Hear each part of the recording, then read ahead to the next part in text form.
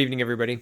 A big mishmash of stories to get to tonight. Some Andrew Scheer tweets and some updated death sentences from China. But first, a local story. I've been hearing a lot about this in Toronto, and apparently there's not anything anybody can do aside from post security guards, which would be an improvement over what's happening. So this is a tweet tweeted out by Chris Nuttall-Smith. He's a food writer, restaurant critic in Toronto. And he says, quote, just watched a guy fill a basket with single malt whiskey at the LCBO and walk out the door while staff looked on. Not allowed to stop him, they said. No security guard, quote, because that would be logical, the cashier said.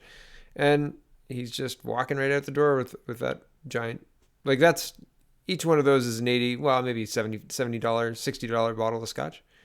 They look like big and round, right? So they're larger bottles. They're not the cheap small bottles, right? They're the big fat bottles. So 750 ml probably. Pretty expensive, those bottles. And this is not an uncommon occurrence, and this has been happening in coordinated ways, which is really just in a country where Justin Trudeau continues to say rule of law and all of his liberal ministers scream rule of law, it doesn't look like rule of law is being applied equally to all people. It seems really uneven. Here is an update to the Huawei and China diplomacy story. This is AP reporting. Death penalty for Canadian escalates China-Canada tensions. And a Chinese court sentenced a Canadian to death in a sudden retrial of his drug smuggling case, while another Canadian man has been denied diplomatic immunity, ratcheting up the tensions following Canada's arrest of a top Chinese technology executive last month. So the short version is essentially he was sentenced a few years ago, and he was not sentenced to death, and they just brought him out of his jail where he was serving out his sentence and said, yeah, that was too lenient, we're going to up it to death. And that happened today. So seems political? Yeah, it does to me too. I saw this meme and I started looking for the source of it. I thought it was the conservative like CPC HQ, and I was just going to critique it because I thought it needs to pop. They should pop. And this one says too much. There's too many words. People will not read this. It looks like two giant paragraphs, right? They're two different things. And it says it's Justin Trudeau's failed, quote, there are gender impacts when you bring construction workers into a rural area. There are social impacts because they're mostly male construction workers. And then Justin Trudeau, and it's got Andrew Scheer saying, we're going to fight for you because we believe in you. Andrew Scheer speaking to Convoy at pro-energy rally in Alberta. And it says, Canada's conservatives believe in Canadian workers. Share if you do too. I like it. I like it all, except that it seems like it's two different messages, right? Like you can go after Trudeau for his idiocy, but you almost have to educate people about what he's talking about because he uses a lot of big words there. And Mr. Scheer, to your credit, your message is coming through loud and clear, and you're attempting to be positive, and that's coming through too if this is your meme. So well done on that front. I just think it's too many words, and people will just continue scrolling. That's my opinion on this. The other part of this is I saw this, and this is on CPC HQ, and I thought it was a good idea. The only critique I'd give this is, and this lady is tough as nails. My goodness. I wouldn't want to be on the wrong side of her, but I would make it more local focused, more looking at what the candidate, like, I mean, I like the focus on her and how tough she is, etc., but make it local focus. How is she going to fit into the CPC team? How is she going to make your vision of Canada come to fruition rather than look how tough she is? Because yeah, she's tough. Great. What's she going to do to move forward the conservative message, or what specifically is she going to do in her riding? What hot button issue? Because this is a campaign, man. Like, we're in an election year, and whether you like it or not, we're in a campaign, and this is a campaign. It's campaign material. It's not campaign event. It's campaign material, and it's something that she will be able to use and leverage for the entire year. So make it about the campaign. Put something in there about her local stuff, right? There's nothing in there really about her local stuff. I don't even know which riding she's in. So, and maybe I should. Maybe that's on me. But for your average person, it looks like, yeah, she's great. But what riding does she represent? Who knows? The last story for tonight, just a short video tonight, is Andrew Scheer tweeting out. He says, "This is a complete waste of tax dollars. Canadians are forced to pay CPP premiums, so what's the point in advertising? The CPP board should stop spending money pushing liberal messages and stick to getting a good return for taxpayers." Yeah, we have to pay into this, so what's the point? So this is the article that he's tweeting about, and it's an Andrew Coyne article, and I know, Mr. Coyne. But anyway, he says, quote, "CPP ads on NFL playoffs, your pension dollars at work for the Liberals." And it's true. He says, "I don't doubt the board can afford the cost of these spots. With $356 billion in assets under management and billions more in contributions flooding in every year from Canadian workers and their employers, the CPP is hardly short of money. Still, it's not clear exactly why these ads are needed or what they're trying to achieve. True, the timing of the ads is suggestive, appearing as it is in the very week when workers are likely to notice the CPP taking a bigger bite out of their paychecks than ever before. Employer and employee contributions are rising from 4.95% of the pensionable earnings to 5.1% of the first several annual increases between now and 2023.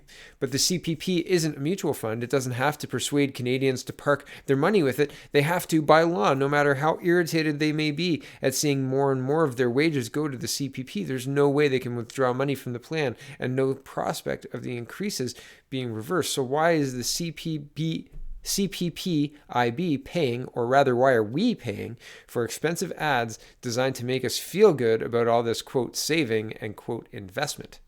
And I skip down.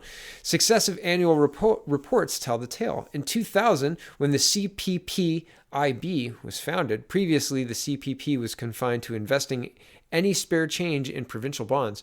It had a staff of 5 in 2000. The CEO was paid $310,000. Total costs were $3.7 million. By 2006, it had 150 employees. The CEO was making over $1 million, and costs were $118 million, considerably more, but not wildly out of line for a fund that by then had nearly $100 billion under management. This is our retirement fund, everybody.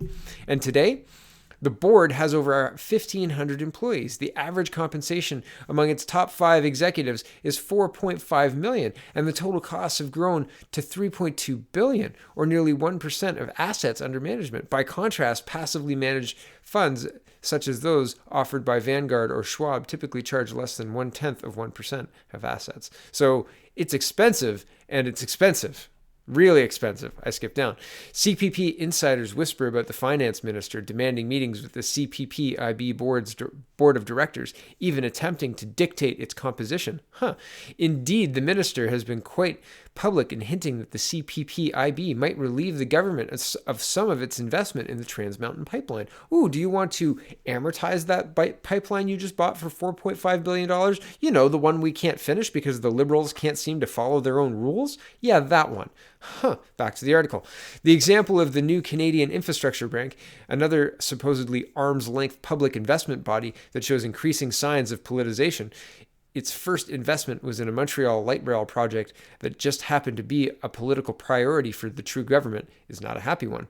But whether the cause is internal bloat or external pressure, it's difficult to see why the CPPIB should be spending the money Canadians are forced to contribute to it on propaganda whose sole apparent purpose is to soften them up for more forcible contributing. Section 6.2 of the Canada Pension Plan Investment Board Act stipulates that, quote, the board and its subsidiaries shall not directly or indirectly carry on any business or activity or exercise any power that is inconsistent with the board's objects. Those objects are, quote, to invest its assets with a view to achieving maximum rate of return without undue risk of loss in order to, quote, assist Canada Pension Plan in meeting its obligations to contributors and beneficiaries. It's not clear those objectives are best served by the CPPIB's current maximum cost investment strategy, but it's even less clear how feel-good advertising campaign contributes to anything but Liberal election prospects. Everything's a campaign, and we're in the last 10 months of this horrendous Trudeau government. And I mean, this was a decent article by Mr. Coyne, and I appreciate the numbers. And it's unbelievable how quickly we can have a government that seems reasonable, like in 2000, spending the money that it spent on CPP seemed reasonable, $310,000, a staff of 5. Here's where the money goes, and now we're spending 4.5 millions in compensation to top executives of the CPPIB. Man, I mean, is that just blatant corruption? Like, and are we insane not to say like this is way too far? You guys are crazy. This is too much. And man, I don't even know how to start, Getting involved, I guess. Contributing more, getting out, knocking on doors. That's how to say no. But at this point, we're 10 months out. And the Liberals are using our tax dollars to make us feel great about their programs that are being abused to give all of this massive compensation to these speculative people who are using our money to gamble, really, with the market. So, and it's all for our own good, all for our own retirement, right? Man, I don't know. Justin Trudeau, I don't know if the people are savvy enough to see through the socks, the hair, and the lies. I'm not sure. I hope we are. But these polished ads and all that money, all that sweet, sweet CPP money, scary prospect. All right. Well, thanks for watching, everybody. Have a wonderful evening, and thanks for watching.